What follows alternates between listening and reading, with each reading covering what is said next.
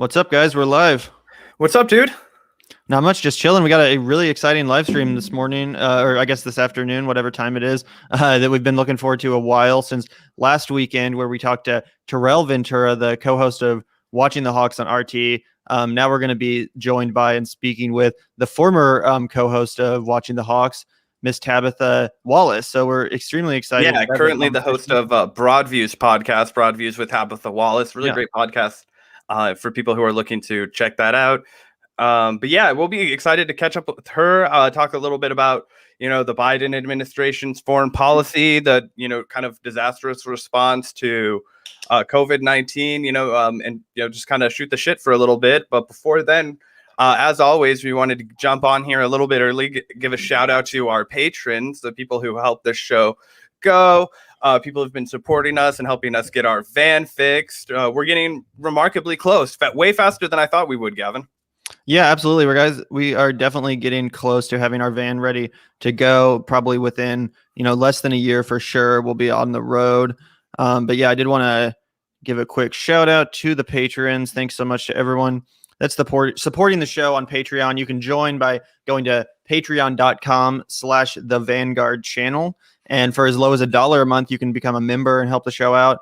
And for just $10 a month, you can become a top tier Vanguardian patron, which entitles you to the right to join our show on a live stream, such as this one, on a monthly basis. You can be part of a Vanguard video and come on air, spill your thoughts, let us know what's up. We appreciate the engagement and support from our community. Also, feel free to drop a super chat throughout the course of the show. That's another great way to support us, as well as our newly created Vanguard Cash App, if you want to help out with that van conversion like Zach was referencing. It's a pretty expensive process, and every dollar does help. So if you guys don't want to become a patron or deal with all that shenanigans, then you have that option as well. Obviously, we appreciate everyone just for watching, though. No financial support necessary. Just if you have some money burning a hole in your pocket or whatever, this is a worthy cause. We're independent leftist YouTubers that are trying to speak truth to power, trying to have and we don't use the money from YouTube or Patreon or anything for fucking shit else besides saving it for the van, getting the van back on the road. First and foremost, we're going to be getting the muffler fixed. If you've been a long-time listener of the show, you've heard the long chronicle of the muffler of the van. It fell the fuck off in the cold, bitter winter of the Midwest in Kansas City, Missouri. And we had to just throw it in the back of the van and drive with the windows down so we didn't poison ourselves to death. And now it sounds like a fucking helicopter when you're fucking driving in it. Gavin can attest to it. You rode in it with me, and you can attest to how loud it is. Indeed, it definitely needs some repair.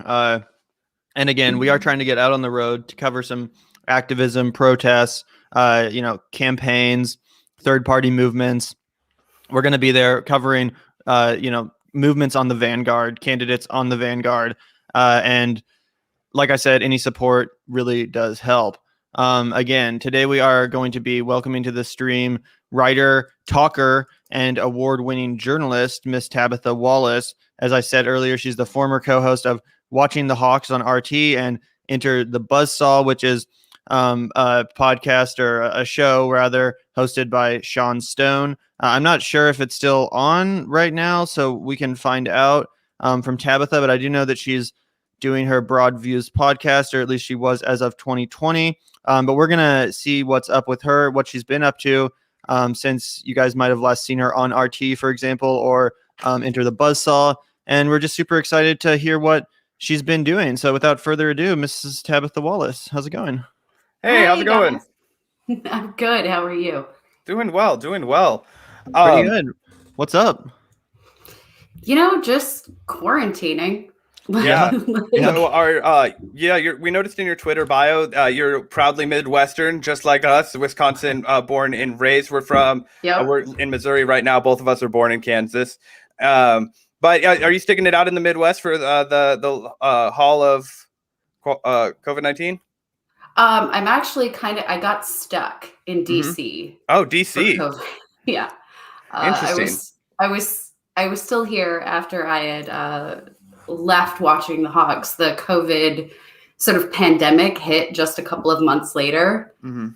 And so I've kind of been hungered down here for the length of the pandemic because, like, I'm a type 1 diabetic. Oh. So, yeah, I'm Gotta take it a little seriously. Yeah, which I only found out during this whole pandemic. Oh, no way. That sounds like a story. Wow. It's a fun story about things like sexism and our incredibly horrible medical system and insurance, et cetera, et cetera. But yeah, so I was really careful before that, but then I was like, Yeah, that's crazy. Well, I do have a clip to share that I wanted to get your reaction to. And Zach, this is pretty funny. Speaking of quarantine and lockdown. Can't fly from state to state without. All right, let me start this over.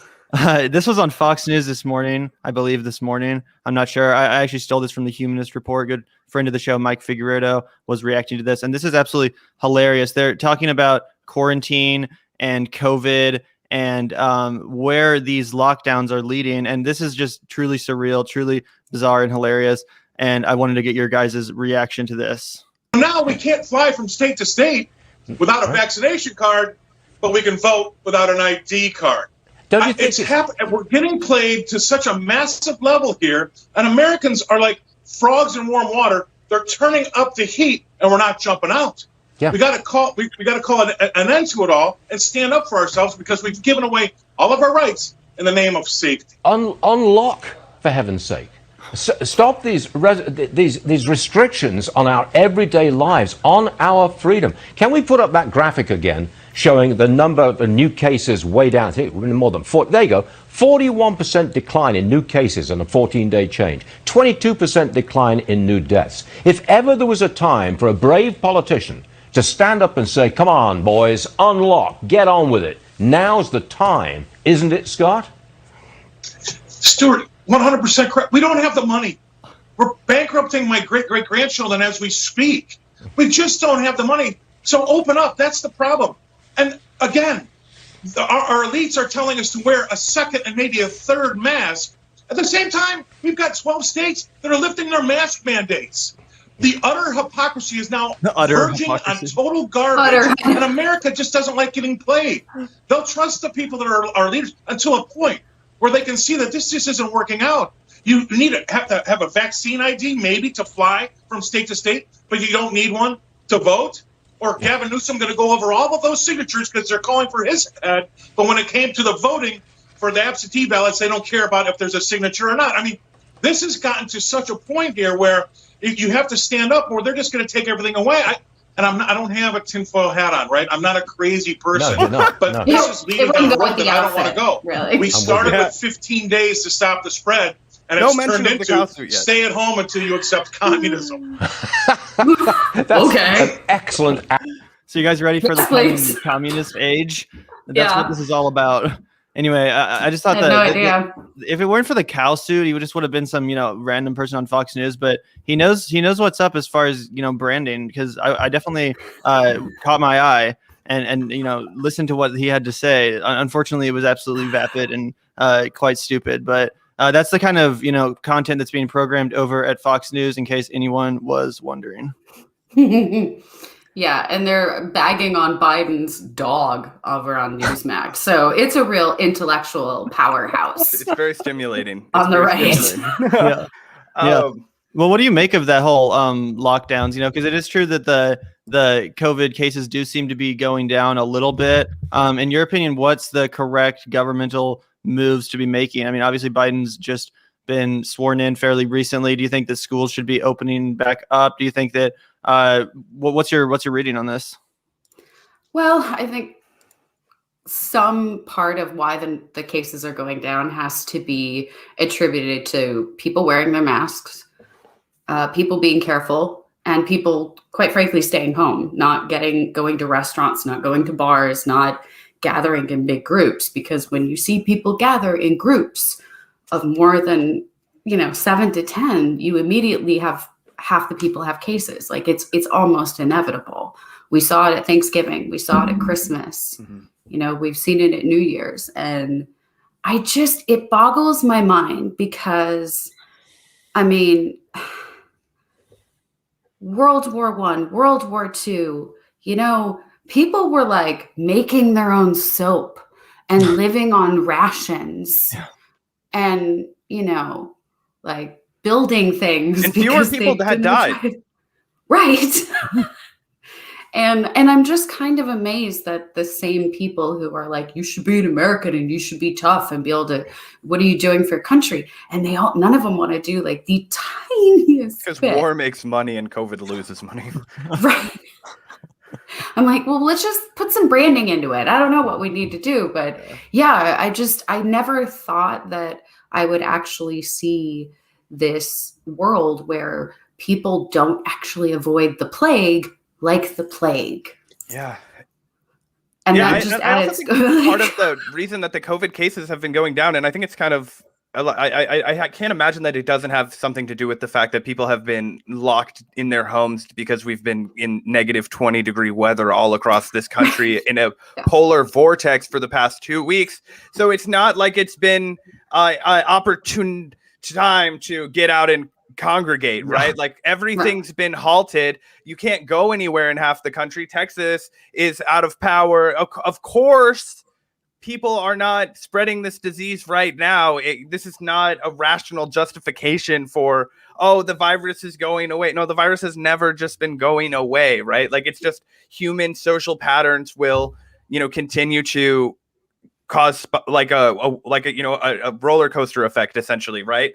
And you also have to consider the new strains. Are you at all confident that Joe Biden's going to be able to kind of steer this ship in the right direction? Right now he's talking about with the setbacks because of the polar vortex, and we can talk about the implications of climate change more on later. But it's going to be, he's kind of kicked the can down to July, saying when most people will be able to have access to this vaccine. Obviously the discrepancy in who's going to have access to this vaccine first is of high concern to many people. Not considering the urban lack of resources, but also rural lack of resources. So basically, all of our marginalized communities across this country are going to have a difficult time, even if they are a high risk person. So I'm just wondering if, broad stroke, what's your response to that? And do you have any optimism that it's going to get better under Biden, or do you think we can expect more death and despair? Well, I'm a Gen Xer, so I assume there's going to be death and despair anyway. Yeah. But I think that, first we have to sort of clean up. You have to clean up a pretty awful administrative mess that was left behind. And I mean that not just in a policy standpoint. I mean, just like generally disorganized, not understanding how a basic, governmental structure works, kind of administration. So there's one, they kind of have to play catch up with the things that weren't done ahead of time that should have been done. Do I think that if Joe Biden was president when COVID hit, or if Hillary Clinton was president when COVID hit, that it would have been 100 times better and we wouldn't be? No, I think we'd still be probably pretty close to where we are, except maybe we'd have a little more people vaccinated by now. So, I mean, I think things will get better, but I don't expect us to be really back comfortably out and about without masks, going to restaurants and stuff until 2022. Yeah. And concerts. And I think the government should everybody should just understand that. And the government should be paying people so that happens, instead of suddenly sending everybody out willy-nilly, like our bovine friend on Fox News. I love cows. Who's like, oh, open it up because we need the money. I'm like, no, it's going to cost more. It's going to cost more. And it shouldn't matter, because every other, civilized nation paid people to stay home. Yeah. Yeah. And that's what they should have done. And then there wouldn't be an issue with the economy, because people would be at home ordering groceries. They would be buying things offline. They would be spending money. The economy would keep going. Yeah. Well, it really is crazy. Like you're mentioning how even if Hillary Clinton or Joe Biden had been president when the pandemic started, we might be in a little bit of a better place, but not in a dramatic sense, probably. There's still neoliberals at the whim of corporate America who's, put profit above people this entire pandemic. And it really just, brings home how similar our two party establishments are right now, not only with the pandemic response, but also Biden's foreign policy. Despite him posturing as if he had all these different plans and ideas for our foreign policy, it's basically the same with a few minor tweaks and a few admittedly positive developments, but for the most part it's a lot of window dressing on imperialist policies, and in some cases even ramping up said imperialist policies with troops in Iraq and such. And I'm just wondering, because when you were watching the Hawks, I really enjoyed the reporting you would do. I remember you were at the Green Party convention in 2016, and you guys talked to Nick Brana from the People's Party, had some great coverage and conversations about third party movements. And I'm just wondering if you have any ideas or any thoughts about any modern third party movements. We see support for third parties actually at an all-time high right now. This is according to Gallup.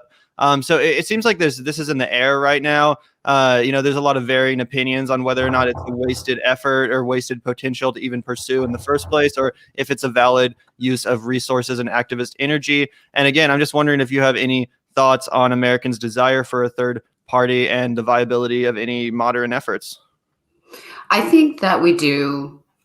We see that on both the right and the left, for better or worse, they want something else than what we already have, which is two very vapid parties that are, run and powered by large corporations, money that they give to both sides. So, they're kind of useless. And I don't even know if it's worth, I've vacillated between this idea of, why don't we take over the Democratic Party, those on the left, take over the Democratic Party, take their infrastructure, take all their stuff, and just push them out. And I still think that's a viable option, but I think you're still always going to have a certain power in there that's going to be very corporate and toes the line, and, a socially liberal, war loving is kind of where I feel like you can't get rid of those people who are going to love war and want to sell it and make a lot of money on it, who are also going to tout that they're, pro-choice and so progressive. The rainbow bombers. Yeah. Yeah. They're pretty. Were you surprised at all, as a longtime Hawk watcher, somebody who's had their eye on foreign policy for, a time, I guess one of the, maybe it was naivete. I don't know. When I was looking at the candidacy of Joe Biden, it was a really mixed bag. Obviously, you have a fucking, we don't even need to describe Trump. Our feelings about him on the Vanguard are pretty apparent. But on the other hand, I found Biden almost just as odious for the, crime bill and, the bankruptcy bill and, just his entire, time in the Senate, palling up with Strom Thurmond, arch segregationists, just, all of these kinds of draconian policies that he'd been in favor of, cheerleading war, etc., covering up torture. These are all things that I think are just as odious as the, corrupt acts of Donald Trump, except for maybe they would be slightly less, right? I did expect him to get back into the New START treaty. I expected him to more forcefully than he has, reduce the United States support for the Saudi genocide in Yemen. I expected him to immediately work with Iran to get back into the Iran deal, if nothing else, because he loves to anchor himself to the Obama administration's legacy. It would, and the Iran deal being among their chief foreign policy accomplishments, I thought for sure he would just take the easy route and be like, see, I'm doing exactly what Obama did, take the easy points. And he didn't. He just said, fuck everybody else. I'm going to be just as imperialist and, take my dick out and be like, you submit to me, or we're going to continue to starve your people and make sure your children don't have medicine and toothpaste and all the things they need to survive. I was admittedly surprised at how imperialistic, even, with my very low standards. Were you at all surprised? No. And I'll tell you why. Yeah. Because he comes from the Clinton era school of the Democratic Party. Yeah. And it's not worth doing if you cannot provide a beautiful picture of you signing papers next to the big mean dictator, or, standing in some stupid palace somewhere with a bunch of world leaders, showing how you all came together after COVID or whatever. They won't do it until they can figure out a way to make it a photo op. It's about legacy. And I swear, he's just trying to save it's about like trying to save your legacy for things you felt were wrong. He knows what was wrong with the crime bill, and he's going to allow other people to put things through, and he'll sign them and be like, great guys, like I fixed it. Yeah, I didn't do anything, but I years fixed later. it. Yeah. I let other people fix it. But with like Iran, Yemen, that was disappointing. Cause like you, I mean, the bars. Oh it's yeah, so do you low. oppose Like, genocide? Are you willing to make money off of the actual genocide of the Yemeni people, the starving children? I mean, if anybody wants to see it, you can find the horrifying photographs of the starving children in this country, and that's because of Saudi Arabia, and they're doing it with the stuff that our country sold them, that we manufactured with your tax dollars. If you're listening to this. And you should take it deeply personally that we're continuing to, in our corrupt, shadowy, only when it's defensive fucking horse shit, we're going to continue to supply them with weaponry. And that's even after the actions of Saudi Arabia under Trump with Jamal Khashoggi. And it really just is indicative of the fact. This is after 9/11. Yeah. How many from 9/11 were from Saudi Arabia? We've been at war my entire fucking life. But because they're one of the biggest, they're one of the biggest clients of the defense contractors, which is, like this massive industry that just will sell to anyone regardless of their, moral actions, whatever they want to do with the weapons. They don't care. They're neutral. They're like, Staples, the paper company. If they're have a giant distributor that wants their product, they're gonna sell to those people, which is why it's so disgraceful that we have a profit motive, surrounding our military industrial complex. I agree that it is shocking the extent to which Joe Biden has just, kind of continued the horrific foreign policy before him. But I'm also not exactly surprised. I mean, if you look at what happened under Obama, it wasn't exactly, a pretty picture, despite the fact that a lot of people want to move on and forget Yemen and all the other invasions that went on under his watch, shadow wars in Africa. Yeah, exactly. I'm wondering, Tabetha, because you mentioned this idea of like taking over the Democratic Party, and you oscillate between that, idea for maybe enacting some progressive change or affecting some progressive change in this country. I'm wondering what you think is, if you have any ideas or predictions about what's going to happen in 2024, whether or not you think Biden will still be a viable candidate to run for re-election, or if you think they're going to try to shove Kamala Harris down our throats as the nominee and get everyone else out of the way, kind of like in 2016, where they, just tried to coronate Hillary Clinton and, pretend like there was no, battling of any factions or any kind of resent or anything like that towards her. Do you have any predictions in that realm? My first prediction is that Jeff Bezos is going to run. Really? I just have a feeling. I feel like he's doing certain things financially with some of his, where he's sitting on boards, that he's shifting them around in a way that makes me believe that he's going to run for office. I can't imagine him running for not running for president, but with the massive ego, the Messiah complex. Yeah. I don't see him running for like vice president or like senator. So I think, I'm running to be a city council person. Just want to get my foot in the door and serve the people of Seattle, Oh my God, that would be so amazing. I would love that. But yeah, I don't think that's going to happen. Doesn't seem like he's that kind of guy.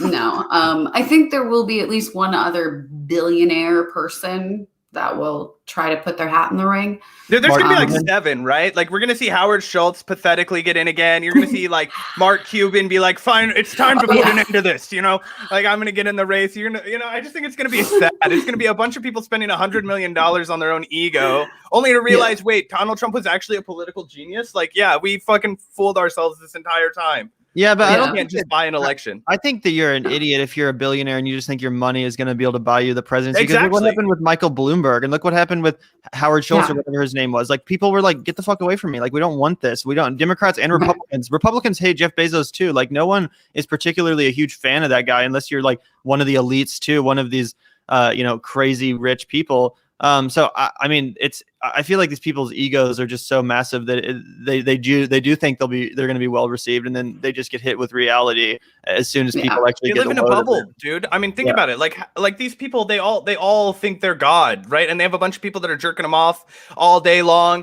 and just like, yes, sir, yeah, you're the greatest, of course, because they want to profit off of them. It's really delusional. But a really good way to look at it, because I find that people who aren't, don't watch a lot of cable news or aren't like that into the whole political drama, the way I explain it to them is like the Kardashians, where for years and years, they didn't realize that half of the people who were watching their show hated them. Hated them. And as they got more involved in social media, and that show and the social media became way, more connected into their actual real life.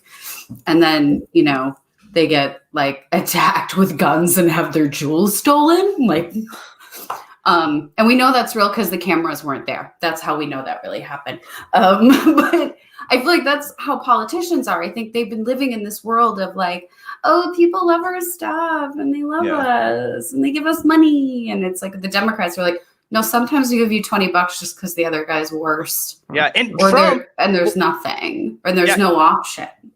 And what was amazing about Trump was he recognized, and I say amazing, of course he was odious and deplorable, yada.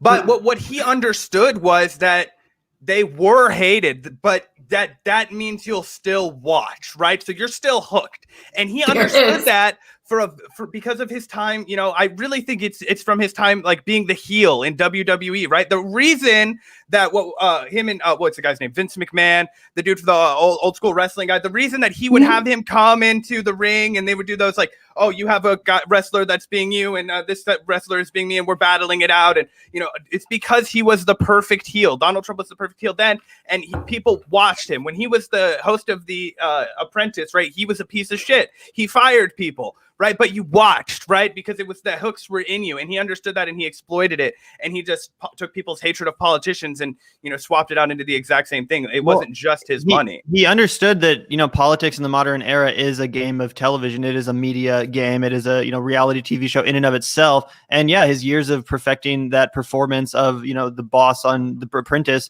it absolutely, dealt him it gave him an advantage over his competition, especially in the Republican field, where they really do, worship that charisma of celebrity, despite pretending to hate celebrities and West Coast elites and all that. Reagan, oh my God, such hypocrites. Yeah, honestly, it's crazy. What were you gonna say?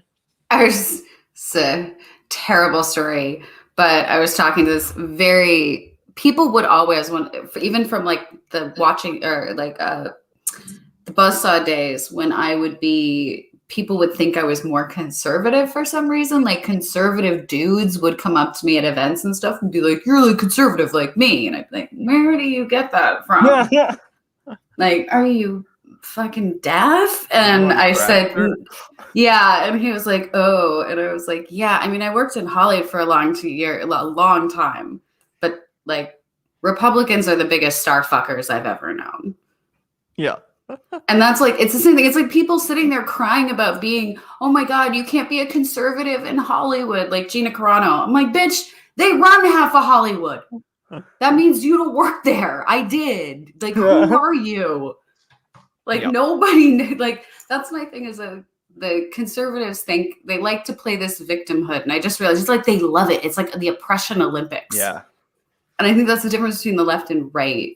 And I always worry when I see people on the left playing that like oppression Olympics where they're like, oh my God, I can't see anything. And it's like, no, you just said something dumb that made people not like you. That's that is very true. And there's a big difference between actual censorship and, people coming after you on Twitter because, like you said some dumb shit and got ratioed or whatever. Like, that's not censorship. That's just people calling you out for saying something retarded, or excuse my language, but you know what I'm saying? Saying something stupid. I'm supposed to get canceled now. No, the left is coming for us.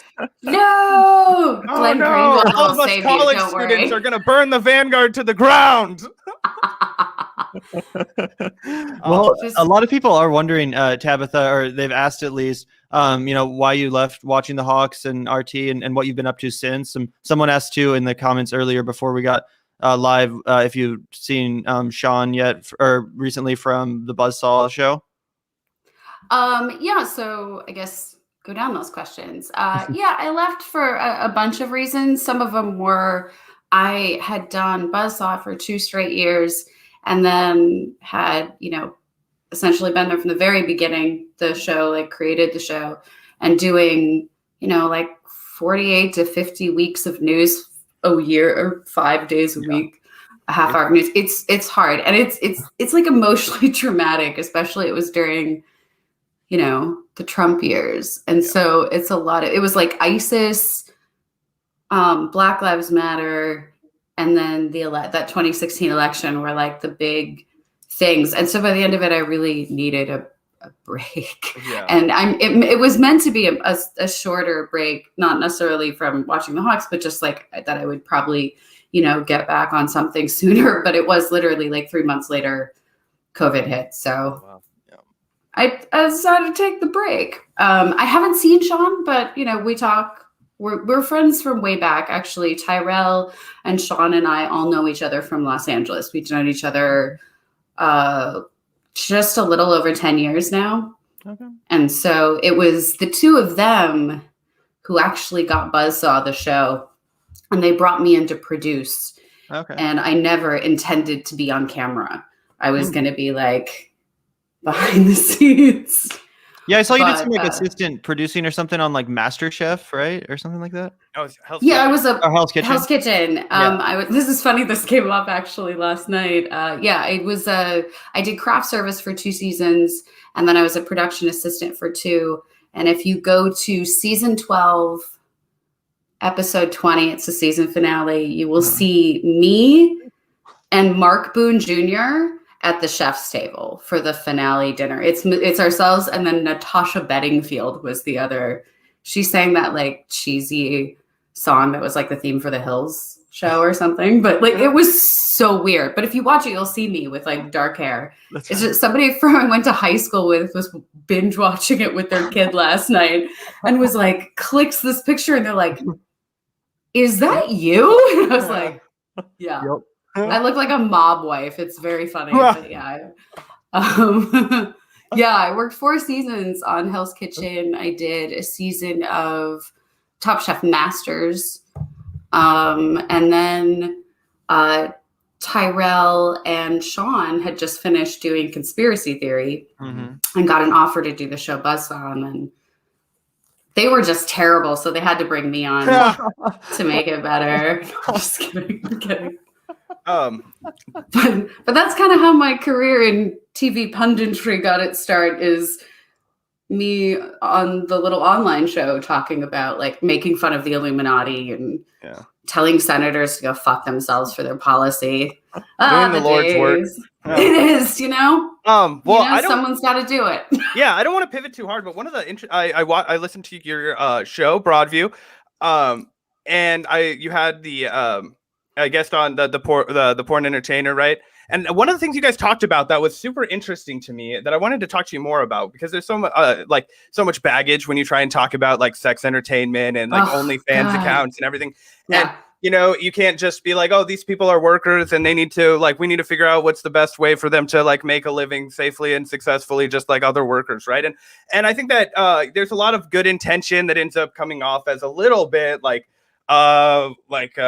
infantilizing and just removing the sovereignty of the individuals, and whether that's good faith or not, and it depends. I think a lot of times people are interested in protecting women, but in reality they're kind of taking away their livelihood. So one of the things I wanted to talk to you about a little bit was how sometimes the regulations that are designed to protect gig workers like Uber drivers, Lyft drivers, Postmates drivers, and which are fought for really hard amongst the left, and I think for good reason, are sometimes written in a way that's detrimental to sex entertainers. And there's actually new legislation, if I'm not mistaken, that would actually make it illegal to be a contractor for like a camera streaming company if you're like a sex entertainer. Is that true?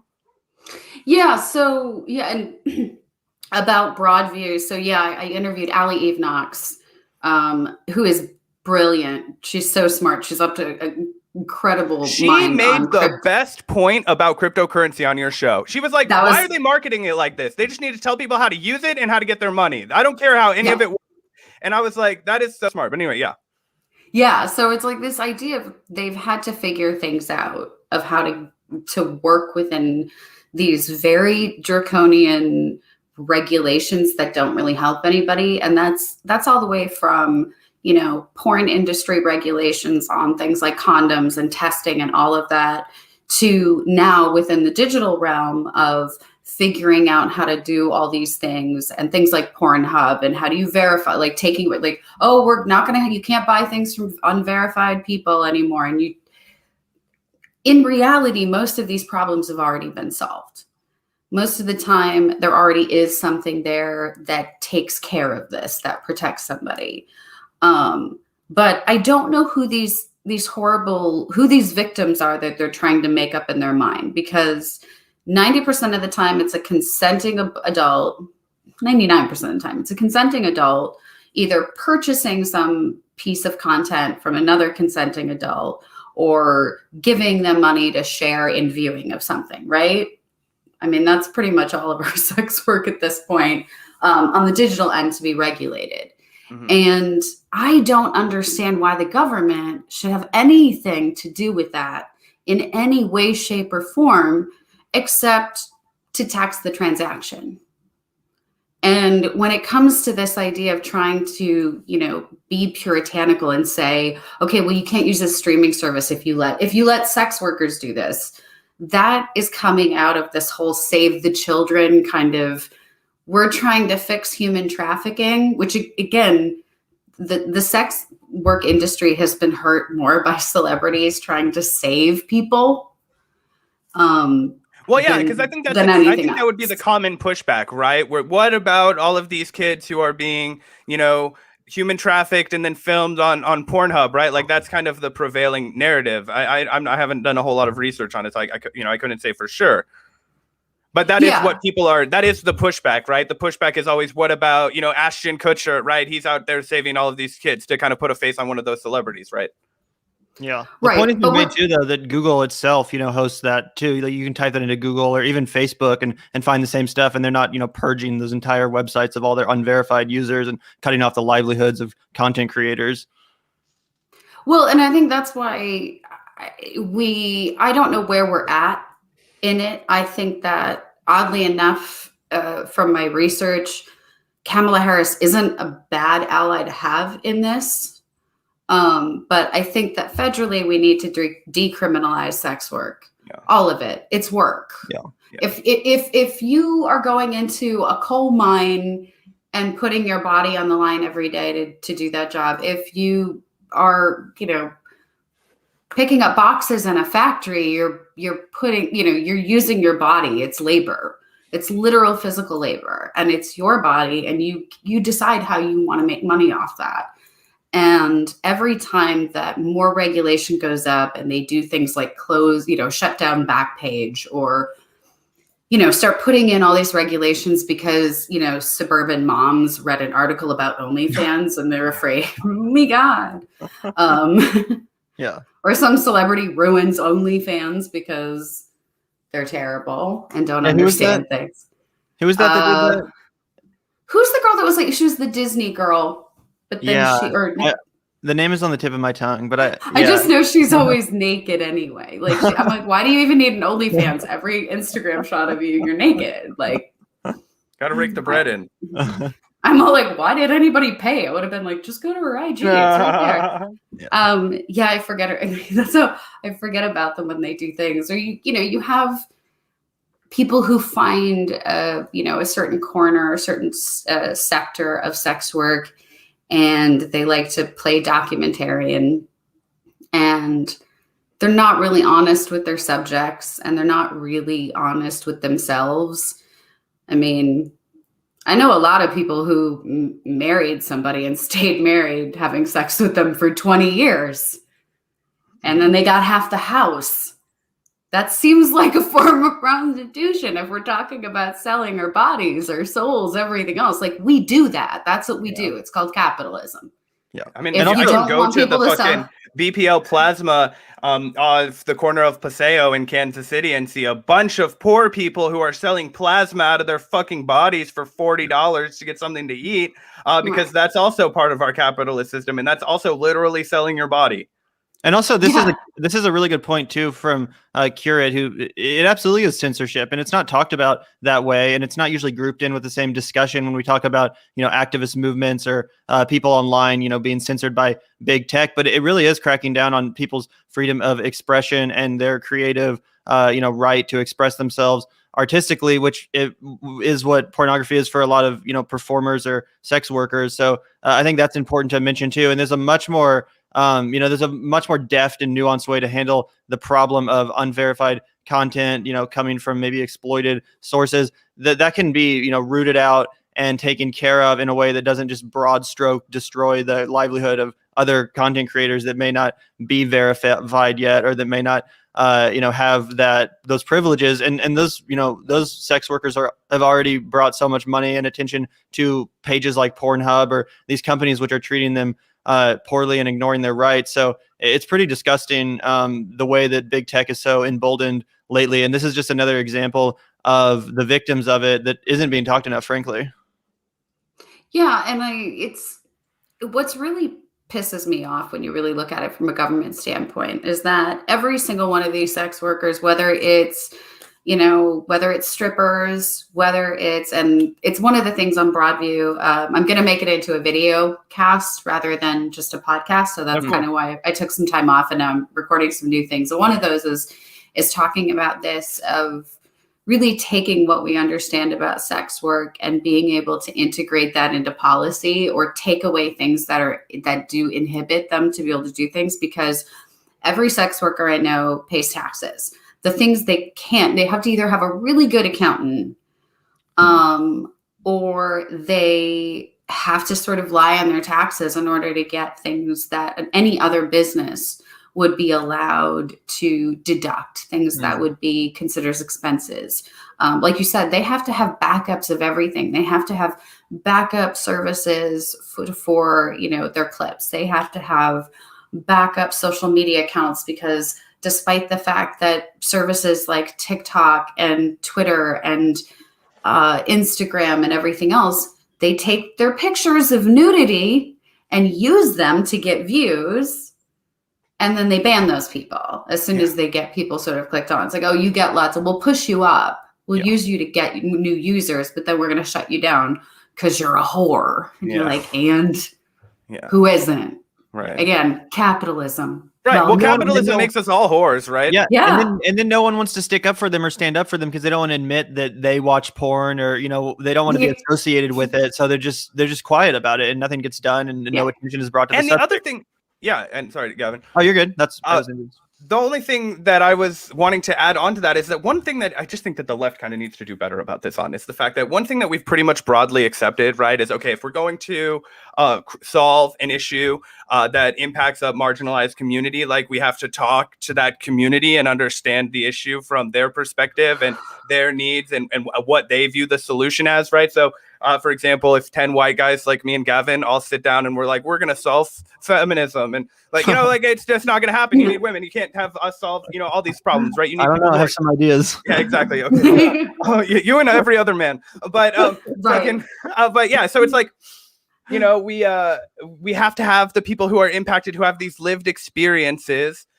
We have to have them, share that and guide us towards the solution, right? And our job as a left and as people, with empathy and who want the best for workers is to listen to them and provide that support. What I think is so ridiculous and, puritanical is the exact way to look at it, right? We infantilize these women, who, and I shouldn't say just women, right? There are male sex workers too, but it's a predominantly female-led industry.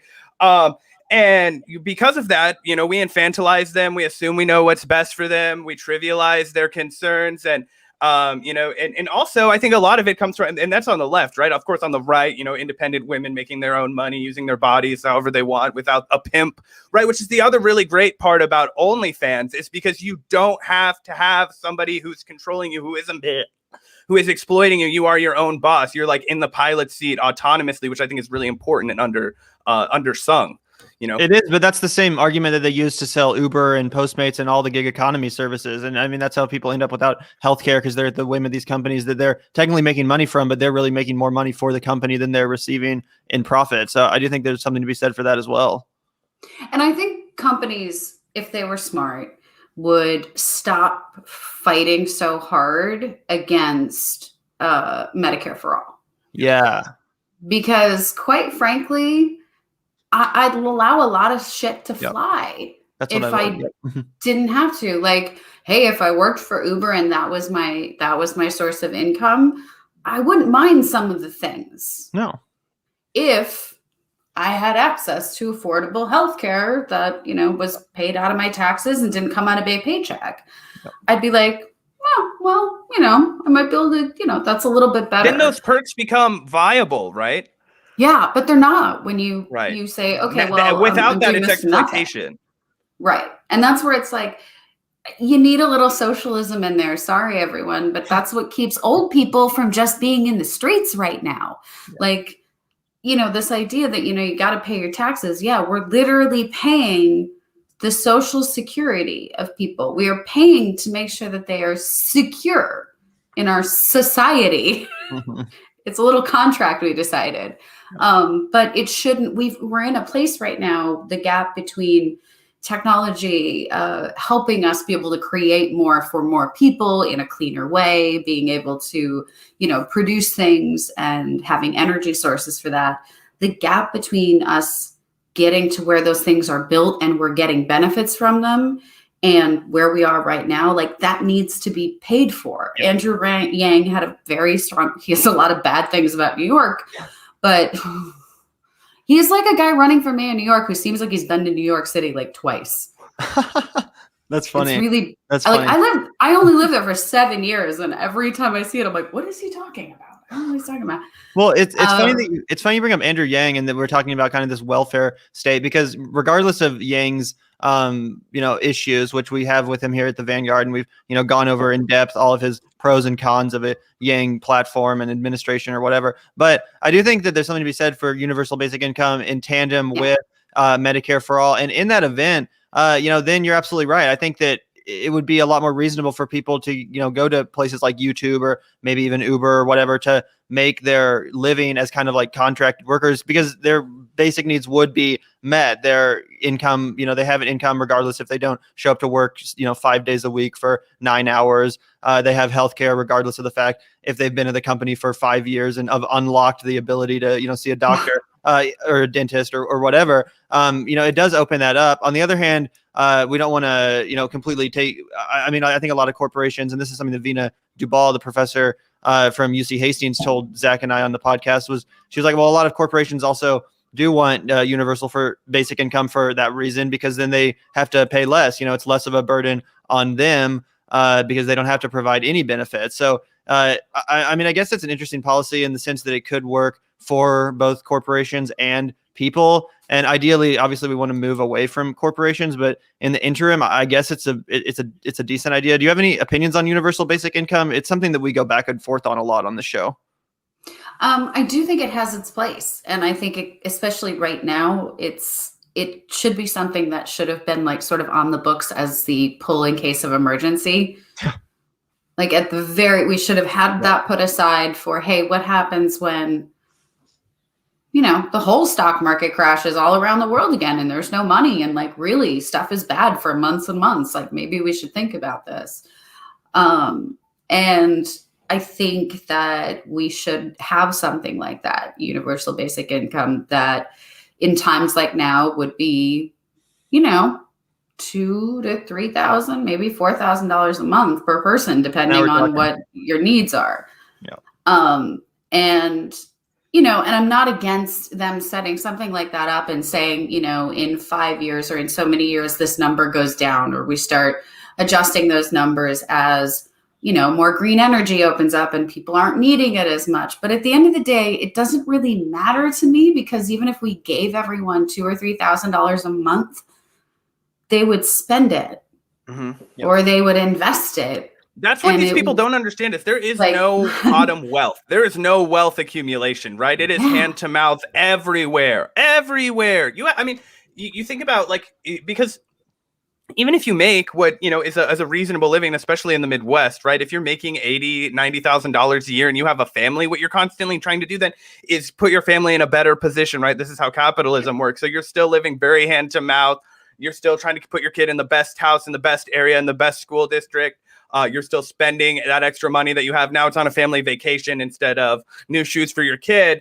But you're still spending every bit of money that you have, even if you are now part of a middle class family that is just outside the realm of people who would qualify for checks. Right. And that's why people at the middle class, you know, or working class and below, those are the actual job creators. Yeah. Their money is the stuff that actually creates the jobs. It's not the guys at the top. It's my money that goes into the grocery store that pays the person at the, you know, at the counter, the person who checks me out, the person who cleans it, the person who boxes it, the company that buys it. Like, this is the part where it's sort of basic economics, but they seem to really still believe, like, I don't know, trickle down doesn't work. No, it never has. It never did.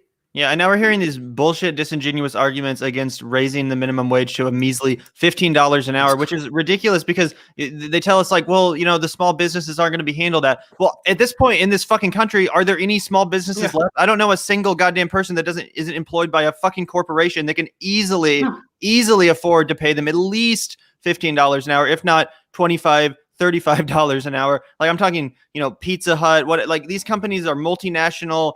You can go to Africa and find them. Like, these are companies that are more than enough money to pay their employees. And it's goddamn ridiculous that we have politicians in this country, you know, even moderate Democrats like Joe Manchin, who are out here, you know, yeah. Speaking of Manchin, did you hear that he might come in and save us from Neera Tanden?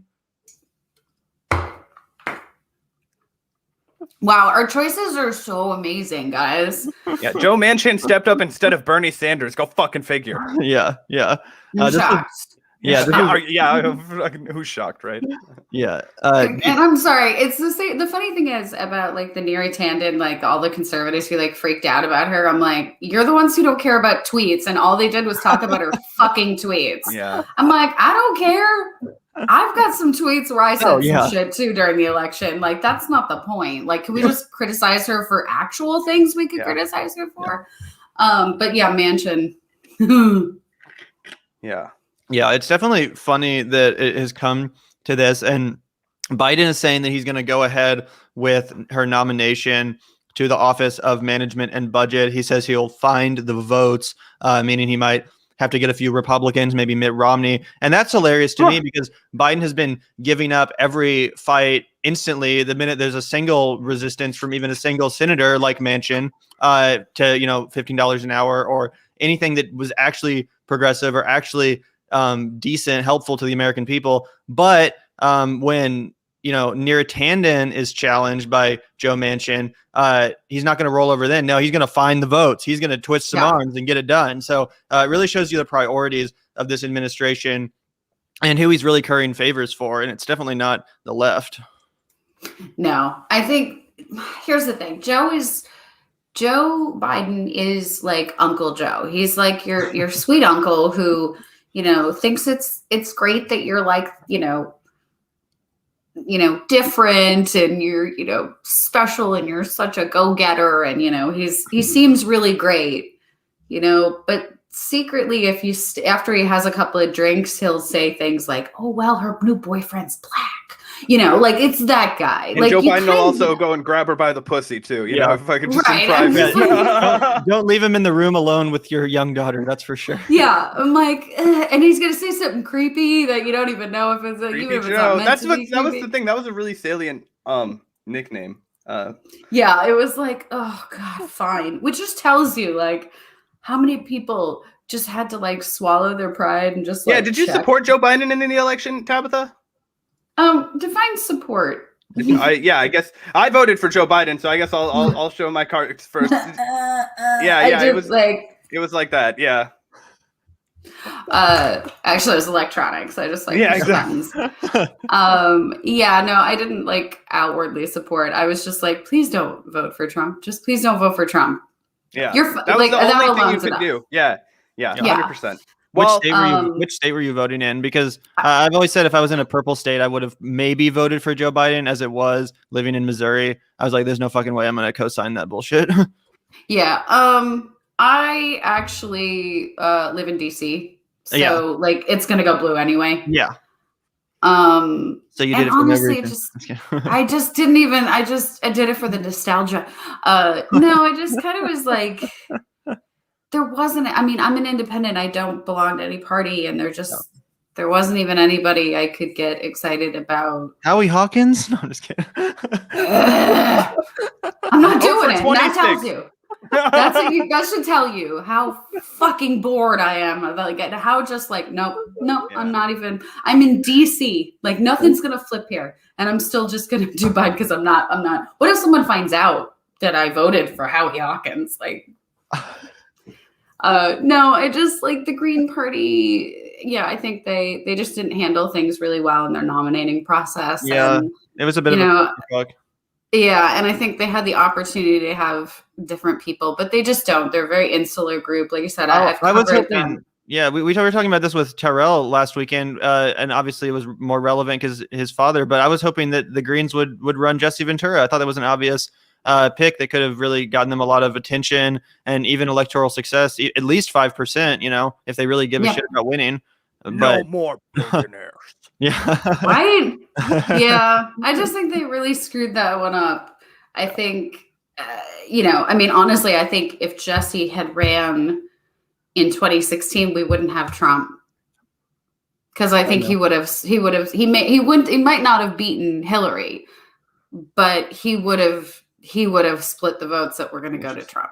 If he had gotten on the debate stage, I think he actually could have at least had a chance, and he would have been someone that could have gotten on the debate stage, which is another reason that it's insane that the Green Party didn't, run to him and throw themselves. And he's more physically imposing than Trump. He's not going to be bullied by, you know what I mean? Jesse Ventura is just what you know what I mean? Doing this. We've talked about this a lot on the podcast, but the body gets pushed around by no. Yeah, I mean, Donald Trump was able to demasculate Ted Cruz and Marco Rubio, but you put him up there with Jesse Ventura, and he's no longer the alpha male. I mean, and that is what a lot of the Republican calculus is, or at least those kind of voters that gravitated towards Trump, they would have been like, wait, completely regarding policy, they would have just been like, who's this guy? Like, what's up with this?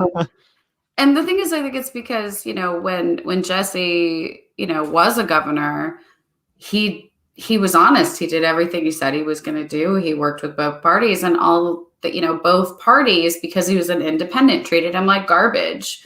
I mean, Hillary called him a circus or a clown show or something at one point. And this is a guy who got light rail.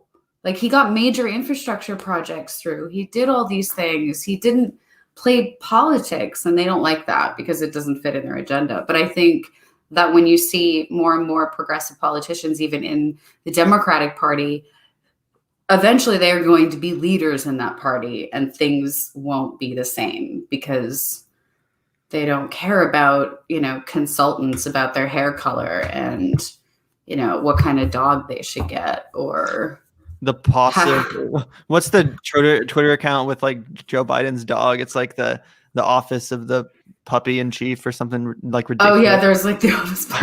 It's like the pawfist or something of the. Yeah. It's really pretty embarrassing given the fact that we're in a pandemic and a depression right now, and that the federal government is completely dropping the ball. That's what they're focused on, but that's where we are as a country. Yeah. On that note, thank you so much for coming on our show today, Tabetha. We really appreciated talking with you about the lovely state of affairs we find ourselves in as Americans.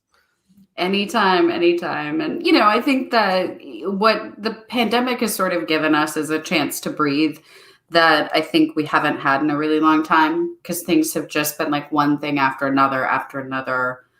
And, generationally, we're all kind of learning things. And I think coming out of this, we are going to be a lot smarter and a lot stronger. And hopefully we won't be still arguing about the same things. We'll have a whole new world of things we can argue about. There you go. In a post-COVID world. We can use whatever we want to destroy our movement. By the way, the oval POFIS account got suspended. I have no idea why. Drama. I really do not understand why. I thought it was like actually controlled by the Biden administration. Oh, maybe it wasn't. People are freaking out. So some breaking news, guys. That is recent, as of 2 hours ago. I could be at the White House in a few hours. I'll there you go. Yeah. Well, on the ground with Tabetha Wallace in the Vanguard. Yeah. Yeah, you're in DC. You can be our DC, reporter. I love it. Anytime. Cool. Well, thanks so much, Tabetha. Can't wait to see your new video edition of the podcast. That's super exciting. Are you going to be putting it on YouTube? You said.